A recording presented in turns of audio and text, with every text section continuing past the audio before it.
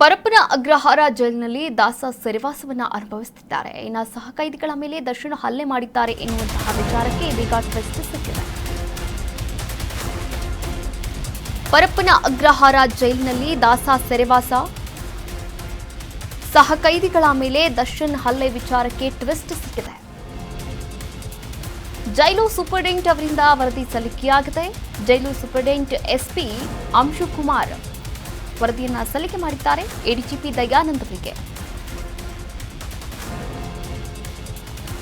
ರೇಣುಕಾಸ್ವಾಮಿ ಹತ್ಯೆ ಪ್ರಕರಣದಲ್ಲಿ ಪರಪ್ಪನ ಅಗ್ರಹಾರ ಜೈಲಿನಲ್ಲಿ ಬಂಧನವಾಗಿರ್ತಕ್ಕಂಥ ನಟ ದರ್ಶನ್ ಅವರ ಕುರಿತಾಗಿ ಇತ್ತೀಚೆಗೆ ಜೈಲಿನೊಳಗೆ ದರ್ಶನ್ ಅವರು ಗಲಾಟೆ ಮಾಡಿದ್ದಾರೆ, ಹಲ್ಲೆ ಮಾಡಿದ್ದಾರೆ, ಸ್ವಂತ ಸಹಚರರನ್ನೇ ಹೊಡೆದಿದ್ದಾರೆ ಎನ್ನುವಂತಹ ವದಂತಿಗಳು ಸೋಷಿಯಲ್ ಮೀಡಿಯಾದಲ್ಲಿ ಸಾಕಷ್ಟು ವೈರಲ್ ಆಗಿತ್ತು.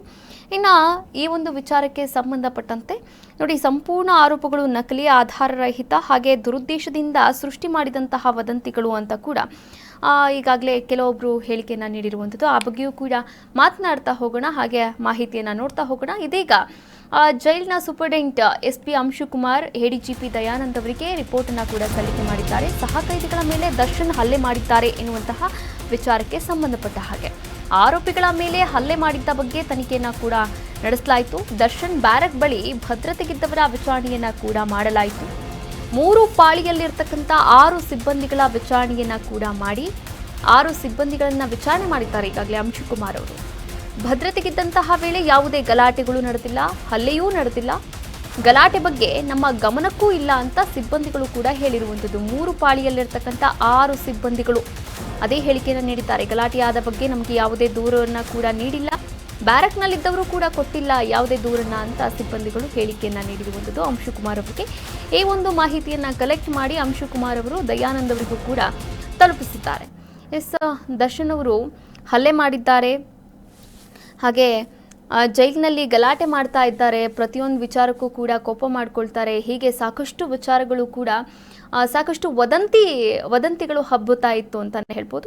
ಇದೇ ವಿಚಾರಕ್ಕೆ ಸಂಬಂಧಪಟ್ಟಂತೆ ಇದೀಗ ವಿಚಾರಣೆಯನ್ನು ಕೂಡ ನಡೆಸಿದ್ದಾರೆ ಅಂಶುಕುಮಾರ್ ಅವರು. ಜೈಲಿನ ಸೂಪರಿಂಟೆಂಡೆಂಟ್ ಆಗಿರ್ತಕ್ಕಂಥ ಅಂಶುಕುಮಾರ್ ಅವರು 3 ಪಾಳಿಯಲ್ಲಿರ್ತಕ್ಕಂಥ ಅಂದರೆ 3 ಶಿಫ್ಟ್ನಲ್ಲಿರ್ತಕ್ಕಂಥ 6 ಜನ ಸಿಬ್ಬಂದಿಗಳು ಕೆಲಸವನ್ನು ಮಾಡ್ತಾ ಇದ್ರು. ಆ 6 ಜನ ಸಿಬ್ಬಂದಿಗಳನ್ನು ಕೂಡ ವಿಚಾರಣೆ ಮಾಡಿದ್ದಾರೆ.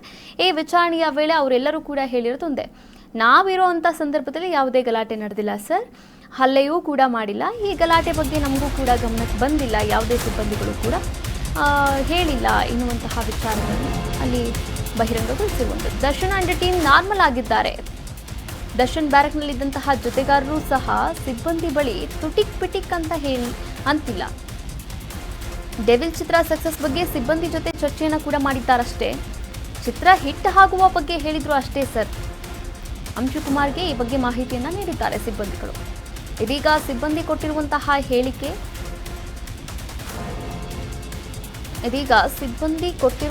ಹೇಳಿಕೆಯನ್ನ ಆಧರಿಸಿ ಎಡಿಜಿಪಿಗೆ ಪ್ರಾಥಮಿಕ ರಿಪೋರ್ಟ್ ಅನ್ನು ಕೂಡ ಕೊಡಲಾಗಿದೆ ಅಂತ.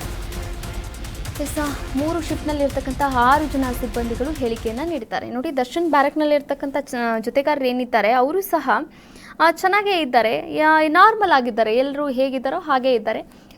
ಯಾವುದೇ ಗಲಾಟೆ ಮಾಡೋದಾಗಿರ್ಬೋದು, ಜಗಳ ಮಾಡೋದಾಗಿರ್ಬೋದು, ಈ ರೀತಿ ಯಾವುದೇ ವಿಚಾರಗಳನ್ನು ಕೂಡ ಮಾಡಿಕೊಂಡಿಲ್ಲ. ಆಮೇಲೆ ಸಿಬ್ಬಂದಿಗಳ ಬಳಿಯೂ ಕೂಡ ಯಾವುದೇ ವಿಚಾರಗಳ ಬಗ್ಗೆ ಚರ್ಚೆಯನ್ನು ಮಾಡಿಲ್ಲ. ಡೆವಿಲ್ ಚಿತ್ರದ ಸಕ್ಸಸ್ ಬಗ್ಗೆ ಮಾತ್ರ ಚರ್ಚೆಯನ್ನು ಮಾಡಿದ್ದಾರೆ ಅಷ್ಟೇ ಸಿಬ್ಬಂದಿಗಳ ಜೊತೆ. ಚಿತ್ರ ಹಿಟ್ ಆಗುವ ಬಗ್ಗೆ ಏನೋ ಅಭಿಪ್ರಾಯ, ಅನಿಸಿಕೆ ಇರುತ್ತಲ್ಲ, ಈ ಬಗ್ಗೆ ನಾನು ಹೊರಗಡೆ ಇದ್ದಿದ್ರೆ ಚೆನ್ನಾಗಿರ್ತಿತ್ತು, ಲೈಕ್ ಈ ಥರ ಏನಾದರೂ ಮಾತನಾಡಿರಬಹುದು, ಹೇಳೋಕ್ಕಾಗಲ್ಲ. ಆಮೇಲೆ ಅಂಶುಕುಮಾರ್ ಅವರಿಗೆ ಈ ಬಗ್ಗೆ ಸಿಬ್ಬಂದಿಗಳು ಕೂಡ ಮಾಹಿತಿ ನೀಡಿದ್ದಾರೆ. ಈ ಸಿಬ್ಬಂದಿಗಳು ಕೊಟ್ಟಿರ್ತಕ್ಕಂಥ ಹೇಳಿಕೆಯನ್ನು, ಮಾಹಿತಿಯನ್ನು ಆಧರಿಸಿ ಎಡಿಜಿಪಿ ದಯಾನಂದ್ ಸರ್ಗೆ ಈಗ ಪ್ರಾಥಮಿಕ ರಿಪೋರ್ಟನ್ನು ಕೂಡ ಕೊಡಲು ಮುಂದಾಗಿದ್ದಾರೆ ಅಂಶುಕುಮಾರ್ ಅವರು.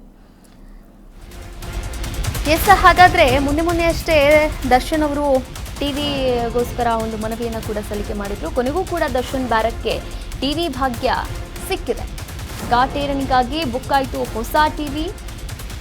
ಶೋರೂಮ್ ಟಿವಿ ಬುಕ್ ಮಾಡಿರುವ ಜೈಲಾಧಿಕಾರಿ. ಈಗಾಗಲೇ ಟಿವಿ ಬುಕ್ ಆಗಿದ್ದು ಇಂದು ಸೆಲ್ಗೆ ಫಿಕ್ಸ್ ಮಾಡಲಾಗುತ್ತೆ.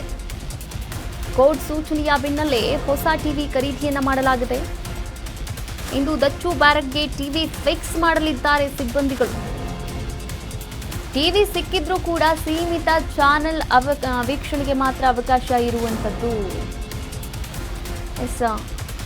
ದರ್ಶನ್ ಆ್ಯಂಡ್ ಟೀಮ್ ಅವರ ವಕೀಲರ ಮೂಲಕ ಟಿವಿಗೆ ಒಂದು ಮನವಿಯನ್ನು ಕೂಡ ಸಲ್ಲಿಕೆ ಮಾಡಿದ್ರು. ಕೋರ್ಟ್ ಈ ಬಗ್ಗೆ ಒಂದೇ ದಿನದಲ್ಲಿ ಅಸ್ತು ಅಂತ ಹೇಳಿದ್ರು ಕೂಡ ಜೈಲಧಿಕಾರಿಗಳು ಮಾತ್ರ ಅಸ್ತು ಅಂತ ಹೇಳಿರಲಿಲ್ಲ.